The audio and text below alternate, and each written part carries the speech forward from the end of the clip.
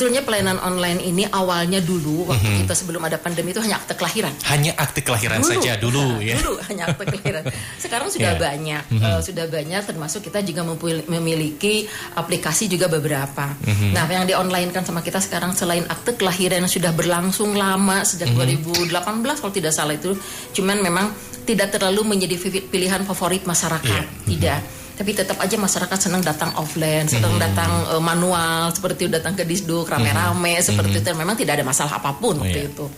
Nah sekarang selain akte kelahiran, akte kematian sudah di online kan, kemudian juga KIA sudah di online kan, kartu keluarga sudah di online kan, pindah datang, pindah keluar, hampir semua sudah di online kan, kecuali sementara ini yang masih offline pelayanan itu tinggal kutipan kedua kali. Kutipan kedua kali itu artinya tatkala ada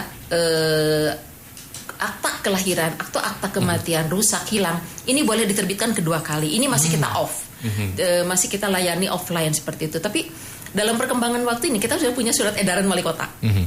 Sudah beredar surat apa aja yang di online kan seperti itu, bagaimana caranya segala macam sudah beredar 2 minggu yang lalu. Teman-teman kan tidak bisa diam di kantor. Jadi otaknya itu berpikir terus bagaimana caranya membahagiakan masyarakat, karena grand design kita itu adalah membahagiakan masyarakat. Kita tujuan utamanya itu. Teman-teman ini terus berpikir bagaimana caranya masyarakat tidak perlu datang gitu. Akhirnya yang sudah kita offline kan di surat edaran wali kota, yang mungkin beberapa waktu ke depan kita akan ada revisi surat edaran. Semua akan kita online kan seperti itu. Tadinya WNA yang datang ke kantor dinas itu offline tadinya karena kita akan online kan juga. Kemudian kutipan akte kelahiran, kematian yang kedua kali seperti itu kita akan online kan juga. Jadi nggak ada kesempatan sekarang kecuali kita menaruh kurang lebih 15% dari penduduk ya diperkirakan yang usianya di atas 50 tahun yang kemudian kurang memahami dengan IT. Kita juga tidak menutup diri, kita bisa melayani mereka datang offline ke dinas. Jadi bagi lansia seperti itu, bagi difabel, walaupun kami yang difabel itu memiliki 2 mobil yang bisa dijemput, terserah mereka sukanya seperti apa. Mengundang kami datang ke rumahnya untuk dilakukan pelayanan yang selama ini berjalan sudah hampir 2 tahun seperti itu, monggo. Mau sambil jalan-jalan, refreshing, mangga. Yang penting dijamin dengan protokol kesehatannya. Kami juga buka offline untuk seperti itu, termasuk penduduk rentan, ibu hamil itu termasuk di kami itu adalah masuk terpenduduk rentan, ibu hamil, ibu menyusui itu ada loket khusus, ada loket khusus. Nah itu untuk membantu mereka yang sementara ini belum memahami secara IT, agak repot gitu, tapi harus datang sendiri seperti nggak boleh diwakilkan juga.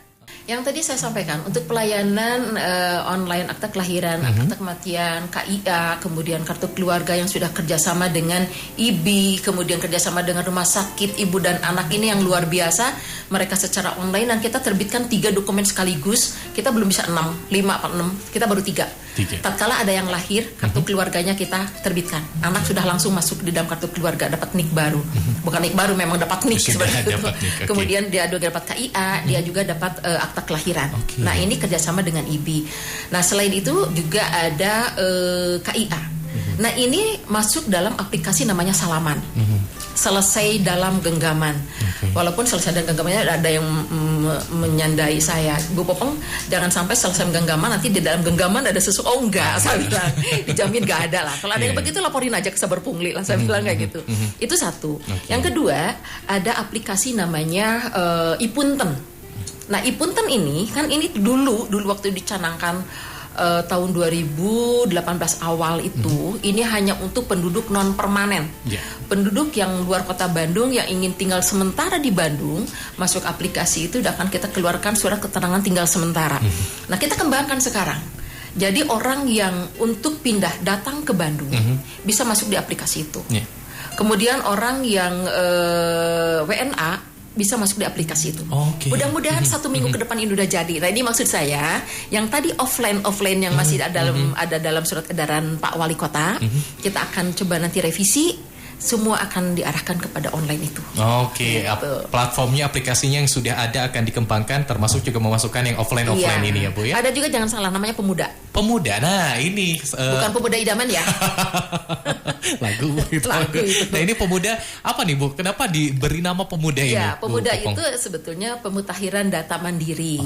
Tatkala Mas Irfan memerlukan update datanya, misalkan apakah itu mau mengupdate tentang pendidikan, mau mengupdate apa ada terkait dengan masalah elemen data, boleh secara mandiri masuk di aplikasi Pemuda tadi.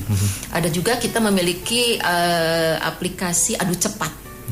Adu Cepat itu bisa dimanfaatkan tapi ini untuk OPD yang sudah kerjasama dengan kita. Ketika ada masalah ya masuk di aplikasi Adu Cepat. Insya Allah banyak yang lain-lainnya sedang dalam proses.